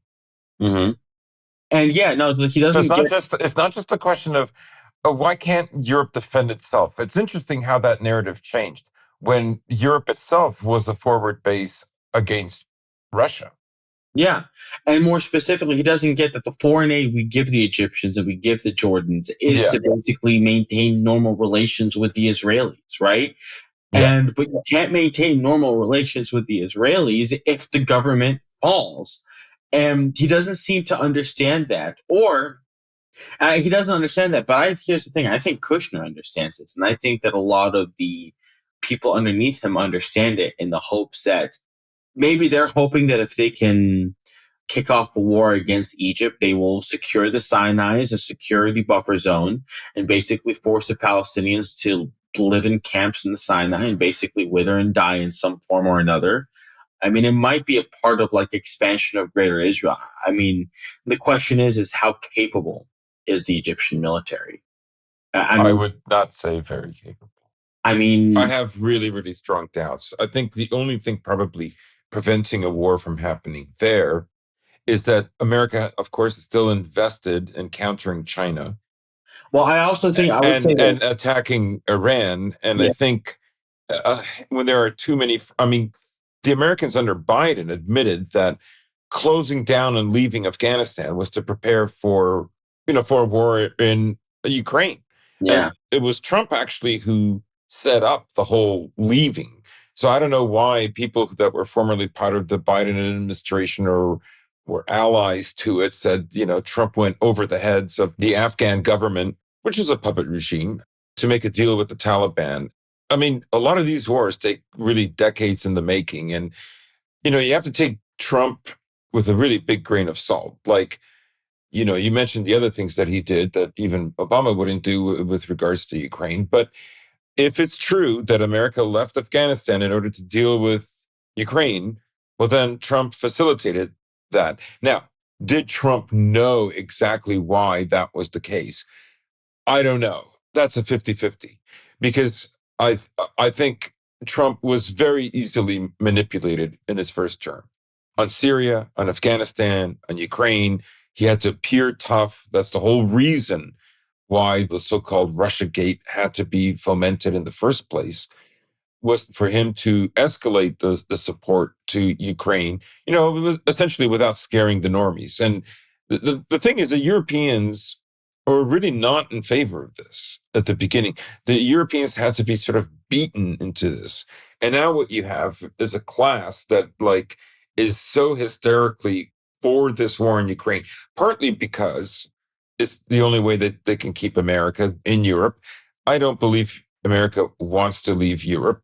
I think they're still working basically with a Mackinder doctrine that if the world island is unified, then the peripheries, which would mean Western Europe and Britain, their strength would be reduced, et cetera, et cetera. Germany would have a very interesting position as a result. This is what the West has been trying to avoid from happening for over a century at the very least. But not to go off topic, with reference to Egypt, it's only because, if Iran was taken care of and China wasn't a problem, then yeah, there would be a war against Egypt and Egypt would essentially lose. I mean, I'd like to think, well, here's the thing. The Egyptians have two things going their way. I would like to think that the Egyptian troops are they do feel motivated to fight the Israelis because the Egyptian populace as a whole is pro-Palestine, even though they know how corrupt and frankly in bed with the Israelis and the Americans their government is. It's the first thing. And the second thing is Egyptian air defense. The Egyptians have air defense. Is it like the most modern? But it's there, and it will hurt Israel, and it will cause the Israelis problems. I don't think the Israeli Air Force will be able to operate with the same impunity that they've been able to operate in Lebanon and in Syria and obviously in Gaza. Yeah, I don't think it's a question of the lack of motivation. I think it's a question of money. It's a question of how they can be economically manipulated. Yeah. It's a question of the kind of firepower that America could bring in conjunction with the Israelis, because America almost worships Israelis. It's really sick. The most important question is at this point, is the average American interested in invading Egypt for Israel? They're not. And fortunately, right now, I don't think America's in a position to be a part in a war between Israel and Egypt. I think even Egypt understands that. Yeah. Now, of course, something will have to happen this year because the Palestinian question is not resolved. Yeah, something will have to happen. It's just a question. Well, first off, my question for you on that would be: I mean, do the Americans have any naval assets in the area, like the Eisenhower? Where's the Eisenhower or the Roosevelt at? I don't know where they are, but I think they have plenty of assets just in the Mediterranean where they don't have to worry about Ansar Allah. Yeah. When it comes to Egypt, the British will mobilize the bases in Dioclea and Akrotiri in Cyprus. The full extent of the greater Israel thalassocratic British American Empire will be mobilized. again, I mean, the question becomes like, if they do this, how popular will this be? And the question, but then of course, I mean, like, let's remember in 2003, millions of Americans and like 60 million people worldwide protested the Iraq war. And 2 days later, Bush invaded Iraq, right? But but I don't know. I think that maybe I want to say it would be different. And maybe that's a hope on my end. No, I think maybe the part that isn't being emphasized right now is it would be a war that would follow what Israel did in Gaza. Yeah, it would be. Because here's the thing. The problem with the Jordanians, the Jordanians, I think they have a better trained force than the Egyptians and a better equipped force. But the problem with the Jordanians is that they have a better trained, better equipped force, but they don't have air defense. Like literally, I was looking through this. I'm like, what are the Jordanian air defense assets? They have nothing. They have literally nothing besides a handful of like man pads and some old like 1950s, 1960s like Soviet AA guns that are meant really to just put down helicopters. That's the problem the Jordanians will have. While at the same time, I mean, the border with Israel and Jordan it's not like a flat desert, right? It's hilly, it's rocky. Yes. So then, like, how would the Israelis be able to enter into Jordan in comparison to how the Jordanians would be able to enter? Like, let's just say they'd enter the West Bank, right? Because that would be the goal. The goal would be to go into the West Bank to push the Israelis out to protect the Palestinians, right? That's the obvious way that the Jordanians would consider, or I mean, it's the only way to really like invade Israel. It would happen through the West Bank because that's where the Israeli troops would be, and you're trying to push the Israeli troops out. I don't know how prepared. Like I say, the good thing is America's kind of distracted right now.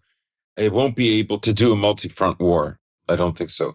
Here's the thing, though, Connor. I apologize. I want to say, Connor, you talk about the British. Is like, yeah, the Brit. I don't like. I mean, I think the British have exhausted a lot of their stockpiles, giving it to Ukraine, and we've already given it to the Israelis. Like, would they be able to launch like full air offensive against Egypt and Jordan? And again, the big thing is that like, I just don't know how this would be tolerated. Like, I mean, people are going to look at this and they're going to think it's disgusting. Like, why are we bombing Egypt? Why are we bombing Jordan? These people are supposed to be our allies, right? It's why we give them this foreign aid, right? So, like, look at what the U.S. is doing in Ukraine. The U.S. is trying to beef up NATO with Europe so they can get France and the UK to potentially handle the Ukraine situation. So the U.S. can be freed up for what?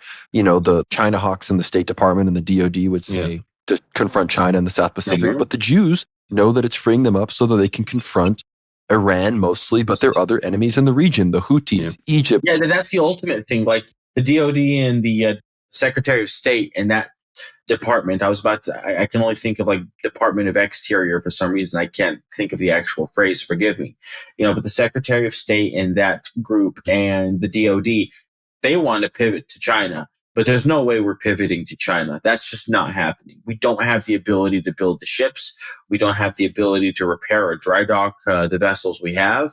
And we can't even staff the vessels we do have.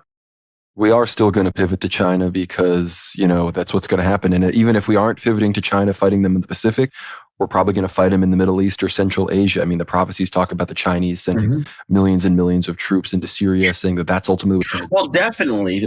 If the Chinese are openly talking about sending troops to Ukraine, they get all their oil from Iran. They're Iran's number one customer. If Iran is threatened, look, Russia has this big deal with Iran. I wouldn't be surprised if China is willing to back things up in the same way. But we're getting here close to the end of the show. We got to continue to move through all this stuff, understanding that there is the potential for a war with Egypt. It all kind of depends on how the empire is spread thin. And if Egypt feels that they truly have to do something, or the LCC regime will fall, for example.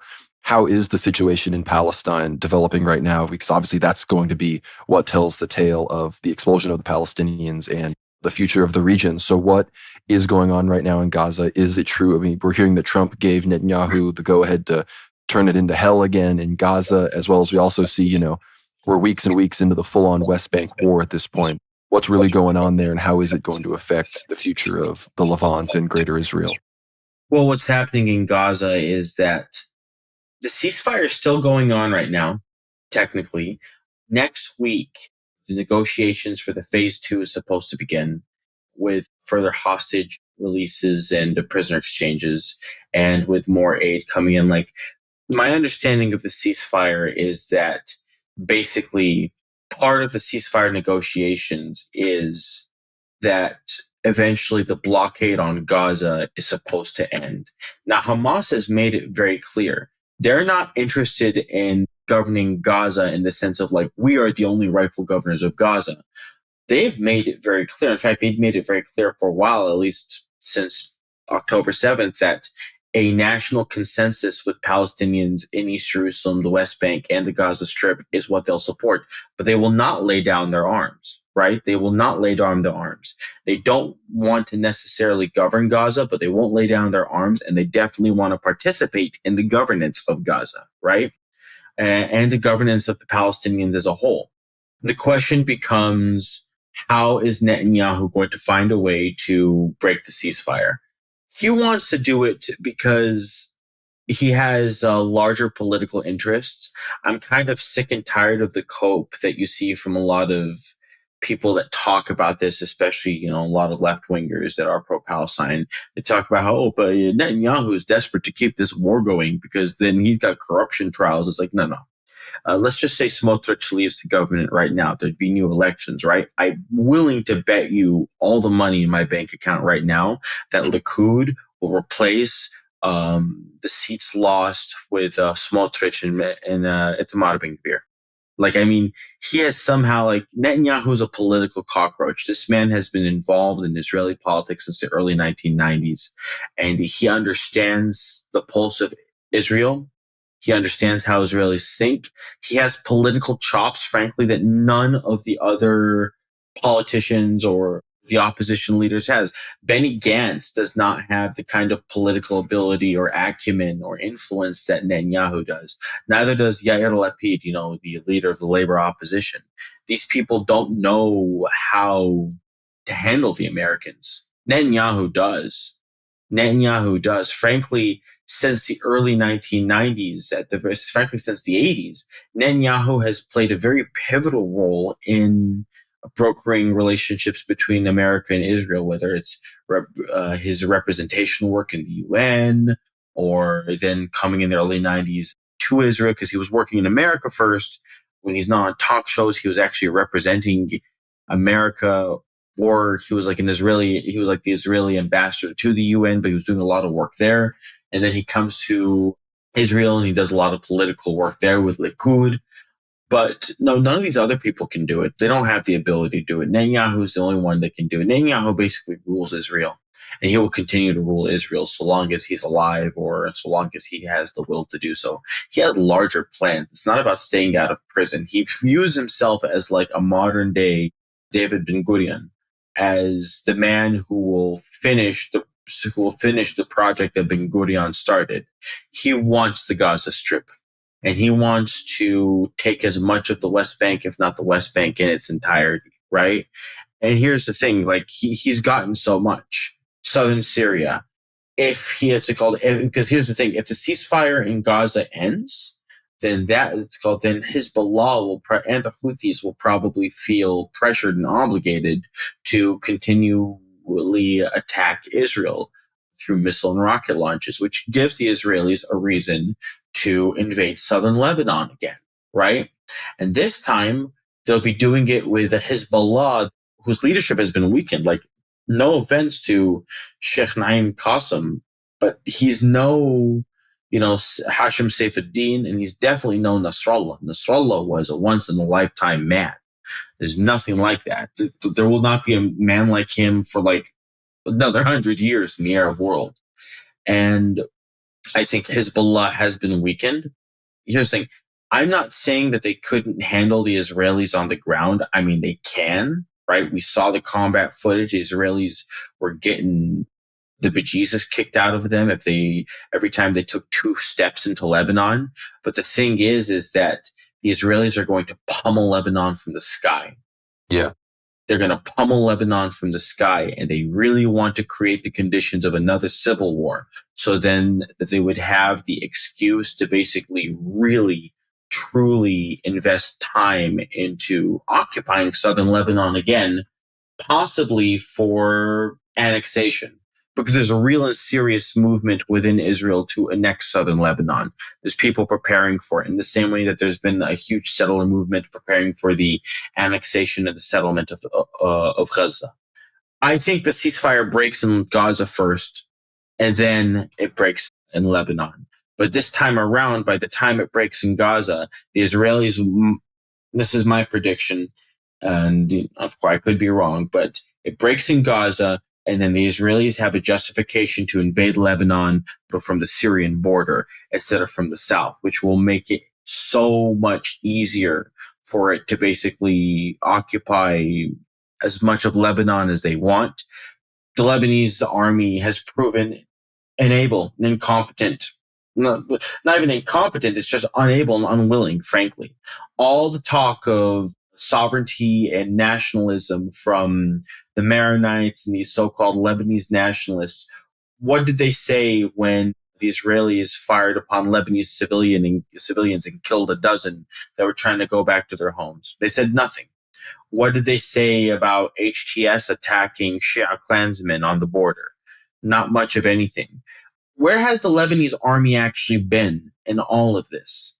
If Lebanon, and especially these Maronites truly believe in Lebanese nationalism, they would have said, we're going to kick the Israelis out and we're going to make a deal with Hezbollah and assert an actual independent Lebanon, however to call it, by either weakening Hezbollah's position or making it clear to Hezbollah they have to integrate into the larger Lebanese security or military apparatus. But they haven't done that, and they're not going to do that because they're not sovereign and they're not independent. They're slaves to Israel, and they're slaves to the Americans. I think that's what's going to happen. In terms of the West Bank, 40,000 Palestinians in the West Bank have been displaced. They're basically razing and destroying the Jenin refugee camp. So you have the city of Jenin, and then you have a refugee camp right next to Jenin that has, expelled and displaced Palestinians that were expelled and displaced from 1948 and then again in 1967. Well, 40,000 people have been displaced. You have a giant crackdown. Armored vehicles and tanks are in the West Bank for the first time since 2002. And the point is to basically do what they did in 2002, which is to try to break the resistance in the West Bank once and for all, and to create a situation, frankly, to almost Gazify the West Bank as well, because what are they doing? They're destroying roads, they're destroying water lines, they're destroying homes. And when these people leave, they're not going to be able to come back because Israelis are going to be occupying that area. But who is going to come and occupy that area besides the Israeli army? The settlers themselves. This is meant to basically break the Palestinians even further. I think you say break, there's obviously some kind of a breaking point right now. You have there's a theory, that the Gulf states, which are the most powerful Arab states, mind you, Saudi Arabia has American bases there. So whatever. And they're not the only one. So how much autonomy do they really have? But this theory is that basically Palestinian bodies are used kind of as sacrifices to contain Israel from fulfilling everything that it wants, right? And their purpose is to get rich and powerful enough that they can't be bombed into the Stone Age like Gaza. And once they have that power, then they'll, But I think, the Americans and the Israelis will know when that time comes. And in a way, what's happening with Gaza is going to force the entire Arab world, and in particularly, the entire Muslim world in that region. What will they do if all the Palestinians are expulsed?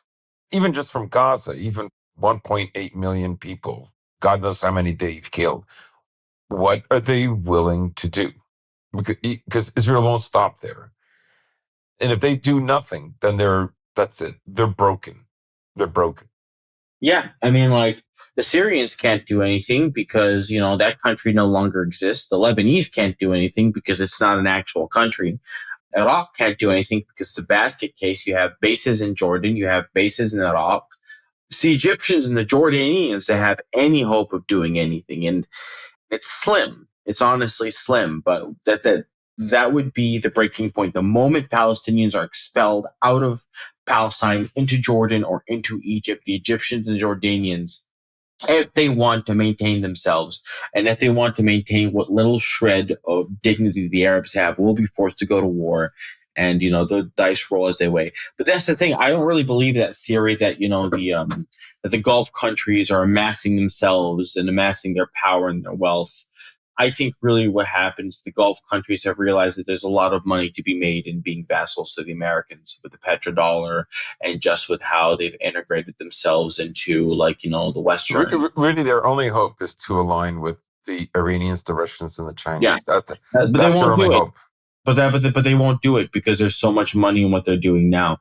And in fact, this has sort of just been the theory. I was speaking to a friend of mine about it earlier, and my theory, my belief at this point is that I think that people say that Israel allowed Hamas to do October 7th. Well, I think actually it's a lot bigger than that. I think the Turks and the Qataris cajoled Hamas into doing it. And the way I see it is this. And Israel knew. Israel, I think, knew to some degree. I think Netanyahu saying he found out 6.5 hours later on Twitter what happened in Gaza. I mean, that's just preposterous. Well, I think when a government makes a statement like that, that means they knew. Well, here's the thing. Maybe I'm coping a little bit, but I still kind of believe it was a 1973 thing where they saw what the Gazans were doing, but they actually really believed that they could, stop it because, hey, look, they're just dumb Arabs. We'll just shoot them as they Zerg rush us. And, they Zerg rushed, yeah, but you couldn't really shoot them. Yeah, because he reduced their forces by putting them into the West Bank. Yeah. Oh, yeah. Well, they did that. Well, here's the thing. They did that for Sukkot. They did that for the lead up to Yom Kippur. They were going to do that anyway. And they did that. That's true. That's true. And here's the thing. Ben Gvir was caught pilfering weapons from the bases and the units that surrounded Gaza and giving them to the settlers in the West Bank. But and so that's a big scandal as well. But the big thing is that what I believe is this: the Qataris and the Turks have their own particular interests. The Qataris and the Turks aren't interested in the Palestinians. The Qataris want to basically kind of control Hamas because they, alongside the Israelis, fund Hamas. They fund the governance, and they funded, and they still kind of do sort of, maybe, I don't know, fund Hamas's governance. They are the go-between with Hamas and Israel. They engage in a lot of the negotiations. So many of the negotiations, the past conflicts happened in Doha through Qatar. Qatar basically spoke to Israel on behalf of Hamas because the Israelis wouldn't even meet with them in many times. And I think what happened is that Qatar had decided that they'd had enough with this, and they wanted to put Gaza and Hamas in a position of where they were going to weaken them and they want to control them. The Turks saw an opportunity in forcing enforcing the Palestinian question to be broken, but also saw an opportunity in basically distracting the Arab world with the Palestine question in invading Syria. Well, not invading Syria, they've already invaded Syria, but in basically arming HTS to break Syria and to eventually destroy it for their own ambitions. And they have their agreement with the Israelis. These two same people that talk about how much they love Palestine also funded HTS, right? The Qataris gave the money, the Qataris gave the money to HTS while the Turks gave the weapons to HTS. And now here we are in the situation we're in. My guess is, what my theory is that the Qataris and the Turks basically convinced Hamas, who were already in a desperate situation anyway. The whole thing came together. You have the Abraham Accords that are about to be signed. You have the West Bank. You have Israel tightening its grip on the West Bank day by day. You had the real and serious threats to Al-Aqsa Mosque. Things were happening. And Hamas was feeling desperate, because Hamas was the only real resistance against Israeli occupation. And the Hamas were thinking, we have to do something. Like, we can't just sit here and sit on our laurels. And I think the Qataris and the Turks sort of saw an opportunity and sort of cajoled Hamas into saying, hey, you're desperate. We get it. You go ahead and do this and the Arab world will support you, right? Because here's the thing. Again, Hezbollah had no idea. Iran had no idea. The Houthis had no idea. The Syrians had no idea, right? There's reasons for this, but, infiltration. And the fact of the matter is that Hezbollah, I'm not sure what Hezbollah really could have done as part of like a whole joint surprise attack on Israel. Sayyid Nasrallah I think, was very aware of the fact that Hezbollah did not have the capability to launch major offensive operations into Israel, though they could defend against an Israeli invasion. No, there would have to have been networks that would have been established for years of cooperation between Hamas and Hezbollah for an operation like that to happen. And it's obvious that cooperation and those networks were never established. Well, I mean, how could they be established? I'm not even sure how they could be. There are ways. Certainly. But the point is that never really happened. That never really happened. No, because of course, the rivalry between Shia and Sunni. So. Well, not for Hamas. Like, Hamas had always loved Hezbollah. I mean, when he died, Hamas expressed its remorse. During the funeral, Hamas expressed their solidarity and support. Hamas and Hezbollah have always had a very close relationship. Hamas is a different breed than the Muslim Brotherhood, even though it started off as basically the Gaza chapter of the Muslim Brotherhood. Hamas has always been very Palestine-centric. And the Muslim world as a whole, right? Sunni, Shia, Alawi, they see Hamas as a true Islamic resistance movement. Yeah. They see it as pure Islamic resistance movement. No one is divided about Hamas in the same way they're divided about HTS or this other group, that other group. Right. You see the Houthis at least most of the Arab world. There's always a couple Sunnis that are dumb. They see the Houthis in a similar way, as a pure Islamic resistance movement or pure Islamic movement. So Hamas is different, but no one else knew about it. Which was shocking to me when I first heard about it. But when I realized and I see what's going on, like, it all makes sense to me. Because while Hamas won the battles in Gaza, I hate to say this, but it really feels like, I mean, depending on how things turn out, ultimately Hamas lost the overall war because Israel wasn't fighting a war against Hamas. They were basically trying to destroy Gaza. It wasn't a war against Hamas. It was a war against Gaza. It was a genocide against Gaza. They wanted to destroy every aspect of Gazan infrastructure, culture, everything, and just to make it completely uninhabitable so that the Gazans would be forced to leave. And I think the Qataris wanted to put Hamas in a position where they'd be totally reliant on them and then basically fully, because here's the thing. Ismail Haniyeh is dead. Sinwar is dead. Yahya Sinwar is dead. Mm-hmm.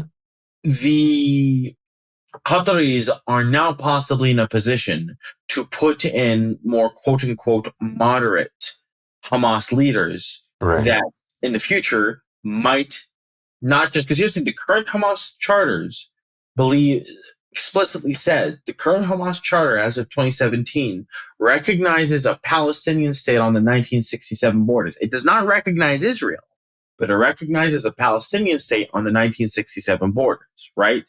That's what it recognizes as the state of Palestine.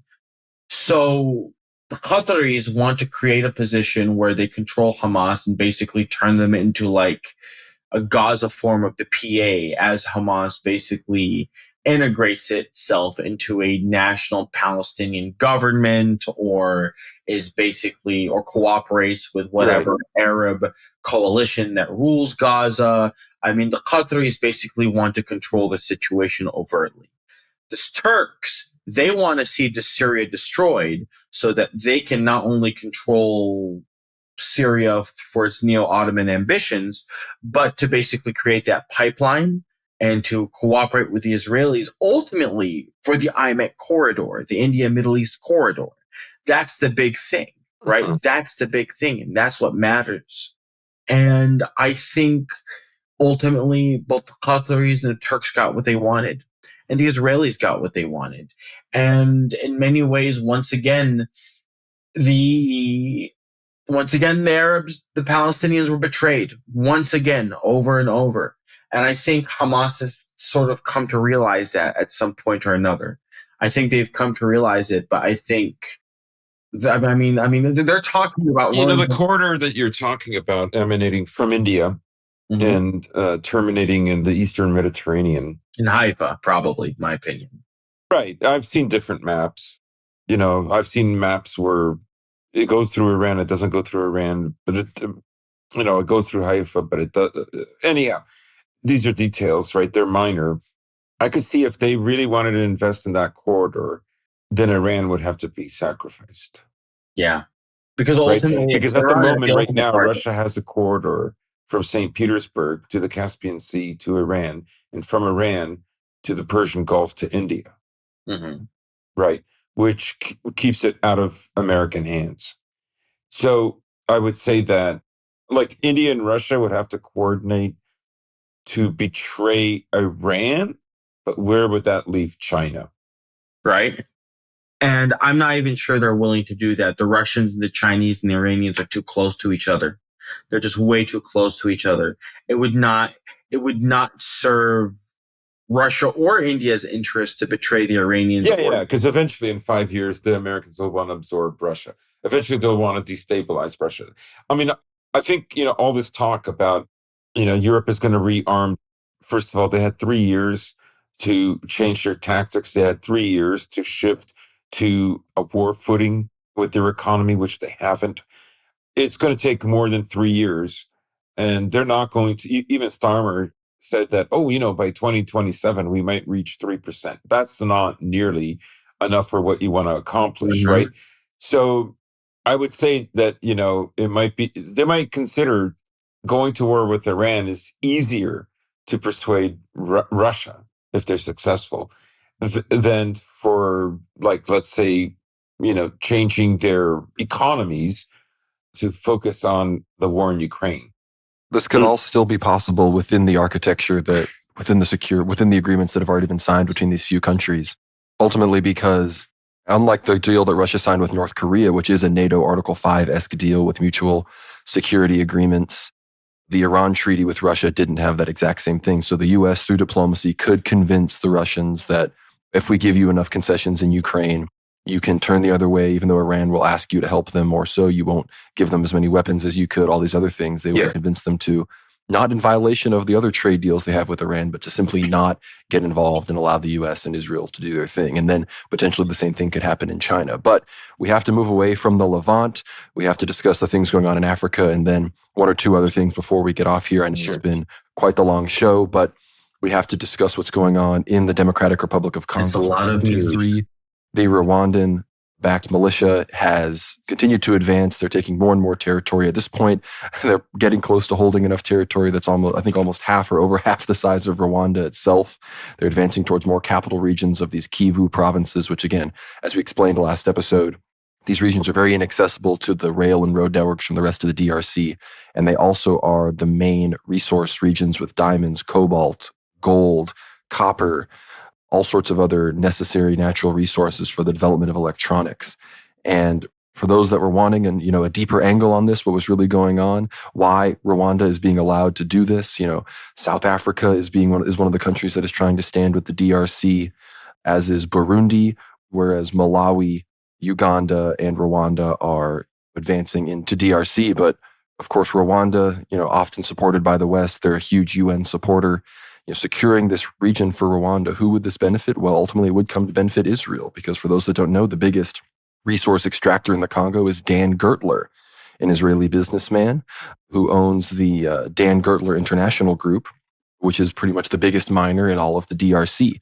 And for those that don't know, Israel's the number one exporter of diamonds, for example, yet no diamonds are naturally produced in Israel. And this Dan Gertler character, a very rabbi-looking Jewish guy. If people remember, the history of Africa and, neocolonialism and all of this, if you even tie this into what's going on in South Africa with the sanctions and the U.S. pressure on the government there for their persecution of the Afrikaners, it's the same sort of thing. Uganda has historically been very much backed by Israel. Rwanda has very much been backed by the West in the past. And even as Israel sometimes backed the apartheid South African government, they are now against the current South African government. You can remember the whole fiasco with the ICC and the arrest warrant of Netanyahu and how South Africa supported Palestine. So all of this ties in together with ultimately this SMO, as it were, from Rwanda, this, third Congo war that has developed, is able to go forward and has been so successful and has now been internationally condemned because of the Israeli-Jewish factor, both on the business side and on the geopolitical side regarding South Africa and these other post-colonial African countries that often side with Russia and China, for example, and are often developing within China's Belt and Road Initiative, which, Rwanda, some of these other countries, sure, China is in there, but they have a lot more Western-facing interactions. And because they're, much more developed than a lot of these other places, they can militarily challenge their much larger neighbors. But the situation right now obviously is ongoing. There have been rumors, if anybody has seen on X and on social media, people trying to obfuscate from the Israel-Palestine question, saying, oh, you care about Christians in the Middle East, why don't you care about the Islamists right. in the Congo?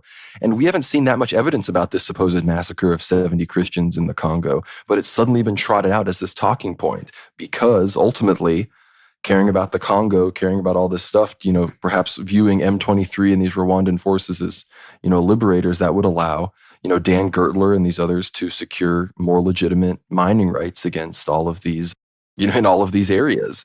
There was a big terror attack against M23 forces. A lot of the local forces in these areas are sympathetic because they're ethnic Tutsis. The pretext is that there's Hutu militias that are supported by the Congolese government that are suppressing these Tutsis. So this ongoing conflict, this third Congo war, which is racking up casualties, it's expanding in scope.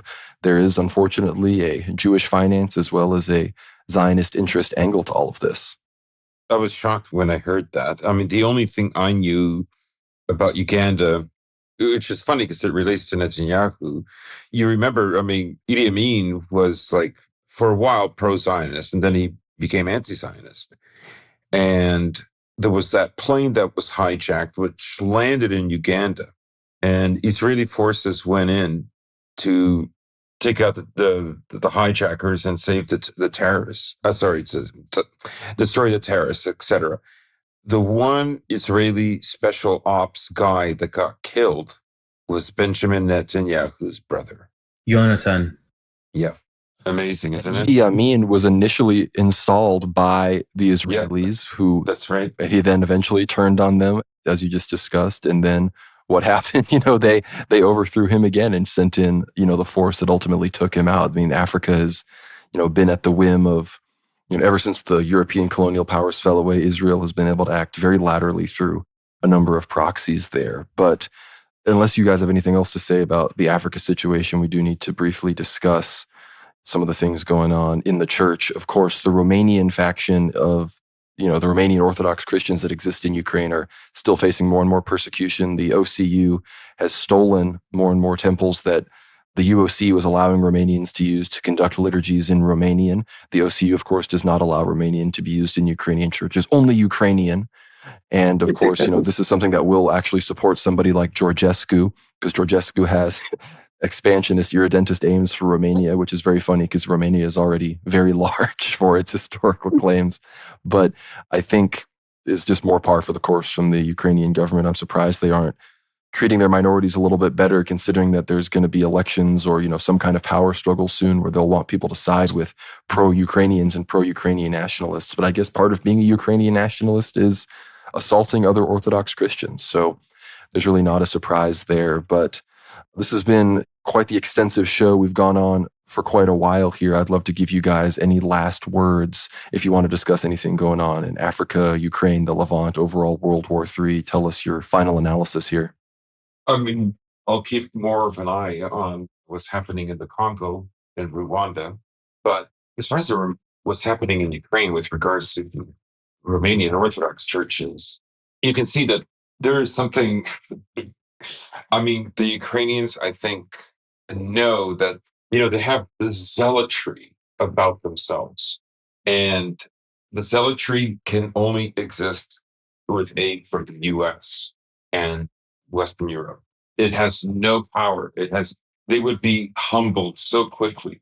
And Georgescu, really, NATO's building who knows what will happen in the near future with NATO. As far as I know, they're still building the largest NATO base in Europe, in Romania. So, like, you're not, once they're in, it's going to be nearly impossible to get rid of them. And the church, like, they're not even allowing the Romanian church to form its own exarchate in Ukraine. Forget the Russians, they won't even allow the Romanians who they're in communion with to do anything. So very brutal. But thank you for joining us, GSP. Isaac, do you have any last words?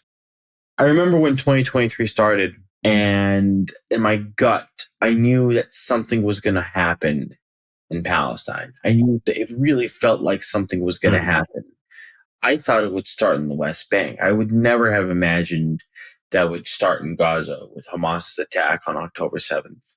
I think that with the Bibas family's remains and with the narrative and the atrocity propaganda surrounding the Bibas family, the Israelis, the evidence shows that the Israelis had done it, the Israelis had killed them. But, spinning everything around, I think they're going to try to find a way to break the ceasefire and basically push forward with their plans of, dominating the whole area as much as they can, not just Gaza and the West Bank, but southern Lebanon and other parts of Syria. And I mean, hell, if the Egyptians falter, maybe even parts of the Sinai, if not the whole Sinai again. I think that in many ways, since both the death of Hassan Nasrallah and the fall and the destruction of Syria, I have become incredibly dejected. I am black-pilled, very much so. I see for the foreseeable future, I don't see like the Arabs getting out of this. Frankly, a quagmire that they put themselves into because they were willing to allow sectarian divides they were willing to allow not just the sectarian divides, and they're willing to allow Israel and the Turks and the West to divide them. And ultimately for what? To become vassals of the Turks if you're in Syria, to become, vassals of the Israelis, to become slaves to the Americans. What do you get out of it? Nothing. Ultimately, nothing. And you're going to get betrayed. If it's not the Maronites in Lebanon who hold on to these dreams, these LARPing dreams of creating a Christian ethno-state in Lebanon, which will never happen. It's not going to happen.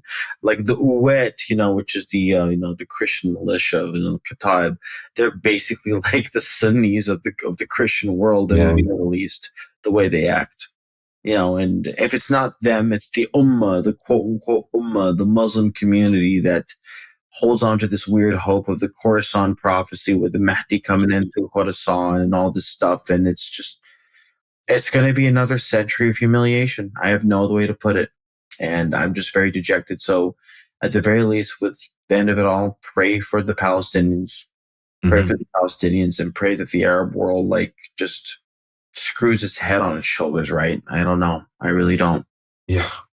Well, we could keep going for another dozen of hours here, of course, but I think we've covered a lot of things. I meant to talk about some of the Trump tariffs and a few other things, but I think we will catch up with that next week when Dimitri returns. But thank you guys so much for joining the show. Obviously, everybody be sure to check out our huge Ether Hour episode this week with Father Peter Hears about the life of Elder Ephraim. We're going to have that linked down below. It was a fantastic discussion. A lot of what Elder Ephraim said has to do with the future of World War III and, what we talk about here on the weekly news show. But obviously keep the church in your prayers, the persecuted Christians in Syria, the persecuted Christians in Ukraine, persecuted Christians elsewhere. Of course, pray for unity within the Orthodox Church, that the schisms would be healed. Be sure to follow us on Substack, worldwarnow.co. That's where you can support the show and get access to all of our premium content, all of our 68 plus Ether Hour episodes at this point, as well as ask us questions for Q&A episodes. Be sure to subscribe to the World War Now YouTube channel. You're going to see some new live streams on there from me very, very soon. Follow us on Telegram, World War Now Telly. Follow us on X at World War Now _. Follow me at GnomeRad. Follow Dimitri at WWN Host.